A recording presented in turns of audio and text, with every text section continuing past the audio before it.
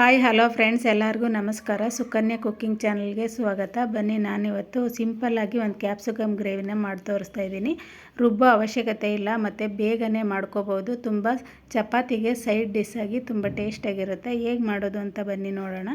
ನಮ್ಮ ಚಾನಲ್ನ ಸಬ್ಸ್ಕ್ರೈಬ್ ಮಾಡ್ಕೊಂಡಿಲ್ಲ ಅಂದರೆ ದಯವಿಟ್ಟು ಸಬ್ಸ್ಕ್ರೈಬ್ ಮಾಡ್ಕೊಳ್ಳಿ. ಗ್ರೇವಿ ಮಾಡೋದಕ್ಕೆ ಮೊದಲಿಗೆ ಒಂದು ಬಾಣಲಿಗೆ ನಾನಿಲ್ಲಿ 2 ಟೇಬಲ್ ಸ್ಪೂನ್ ಎಣ್ಣೆ ಹಾಕಿ ಅರ್ಧ ಟೀ ಸ್ಪೂನಷ್ಟು ಜೀರಿಗೆ, ಒಂದು ಬೆಳ್ಳುಳ್ಳಿನ ಜಜ್ಜಿಬಿಟ್ಟು ಹಾಕೋತಾ ಇದ್ದೀನಿ ಮತ್ತು 2 ಮೀಡಿಯಮ್ ಸೈಜ್ ಈರುಳ್ಳಿನ ಕಟ್ ಮಾಡಿ ಹಾಕೋತಾ ಇದ್ದೀನಿ. ಈರುಳ್ಳಿ ಬೆಳ್ಳುಳ್ಳಿ 2 ಫ್ರೈ ಆಗಿದ ನಂತರ 2 ಮೀಡಿಯಮ್ ಸೈಜ್ ಕ್ಯಾಪ್ಸಿಕಮ್ನ ಉದ್ದುದ್ದ ಕಟ್ ಮಾಡಿ ಸೇರಿಸ್ಕೊತಾ ಇದ್ದೀನಿ. ಈರುಳ್ಳಿ ಮತ್ತು ಕ್ಯಾಪ್ಸಿಕಮ್ಮು ಬೇಗನೆ ಫ್ರೈ ಆಗುತ್ತೆ, ಅದರಿಂದ ಸ್ವಲ್ಪ ಫ್ರೈ ಆಗೋವರೆಗೂ, ಹಸಿ ವಾಸನೆ ಹೋಗೋವರೆಗೂ ಫ್ರೈ ಮಾಡಿಕೊಂಡ್ರೆ ಸಾಕಾಗುತ್ತೆ.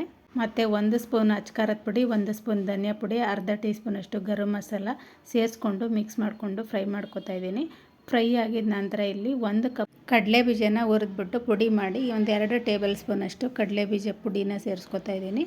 ಹಾಗೆ 1 ಕಪ್ ಆಗೋಷ್ಟು ಮೊಸರನ್ನ ಬೀಟ್ ಮಾಡಿ ಸೇರಿಸ್ಕೊತಾ ಇದ್ದೀನಿ.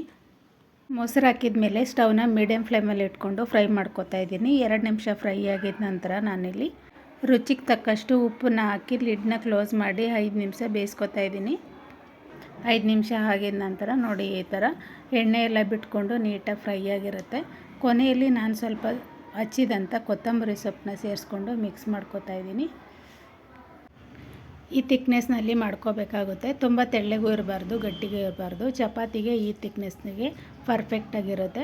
ಚಪಾತಿ ಇಷ್ಟಪಡೋರಿಗೆ ಈ ಗ್ರೇವಿ ತುಂಬ ಇಷ್ಟ ಆಗುತ್ತೆ. ಇಷ್ಟ ಆದರೆ ದಯವಿಟ್ಟು ಶೇರ್ ಮಾಡಿ, ಲೈಕ್ ಮಾಡಿ, ಕಮೆಂಟ್ ಮಾಡಿ, ಸಬ್ಸ್ಕ್ರೈಬ್ ಮಾಡ್ಕೊಳ್ಳೋದನ್ನು ಮರಿಬೇಡಿ ಅಂತ ಹೇಳ್ತಾ ವಿಡಿಯೋ ನೋಡೋದಕ್ಕಾಗಿ ಧನ್ಯವಾದಗಳು. ಬಾಯ್.